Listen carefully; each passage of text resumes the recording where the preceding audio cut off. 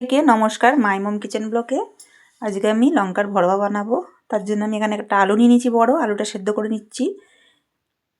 দিয়ে দিচ্ছি এখানে হেমন্তস্তার মধ্যে আদা, রসুন, কাঁচা লঙ্কা, থেতো করে নেবো ভালো করে। তো দেখুন এখানে আলুটা আমার সেদ্ধ হয়ে গেছে।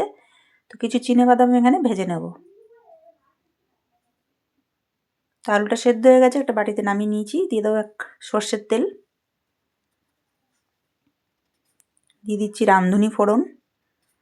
রাঁধুনিটা দিলে টেস্ট হয় খেতে।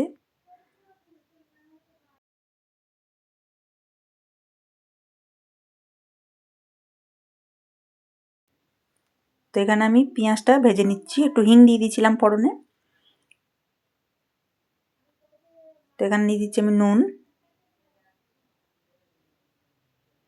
স্বাদ মতন, দিয়ে দিচ্ছি হলুদ, দিয়ে দিচ্ছি লঙ্কার গুঁড়ো আর জিরে গুঁড়ো, ধনে গুঁড়ো। তো এটাকে ভালো করে আমি একটু কষিয়ে নেব। দিয়ে দিচ্ছি আলু, সেদ্ধ করে আলুটা একটু মেখে নিয়েছিলাম হাতে। তো এবার ভালো করে এটা মিক্স করে নেবো আমি। চিনেবাদামটাও দিয়ে দিচ্ছি, কিছু কেটে রাখা ধনেপাতা দিয়ে দিচ্ছি। কড়াইতে দিয়ে দেবো সাদা তেল।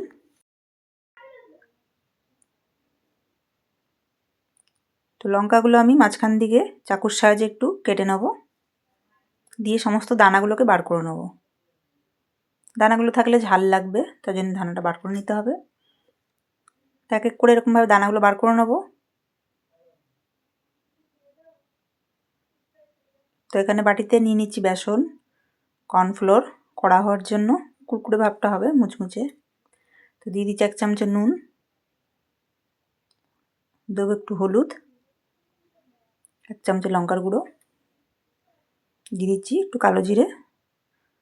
এবার জল দিয়ে ব্যাটারটা বানিয়ে নেব, না বেশি পাতলা করব না বেশি ঘন।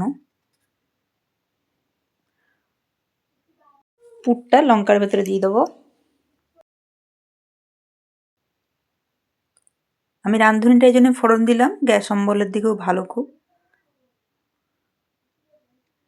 তো পুরটা এখানে ভরে দিচ্ছি, দেখুন এইভাবে ভরে নিতে হবে।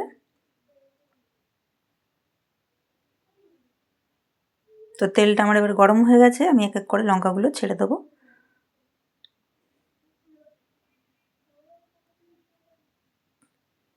তো শীতকালে এরকম ভালোই লাগে খেতে গরম গরম। আপনাদের কার কার এরকম ভালো লাগে অবশ্যই কমেন্ট, লাইক, শেয়ার, সাবস্ক্রাইব করে দেবেন।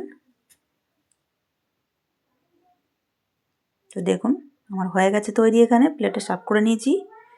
কত সুন্দর টেস্টি লাগছে দেখুন।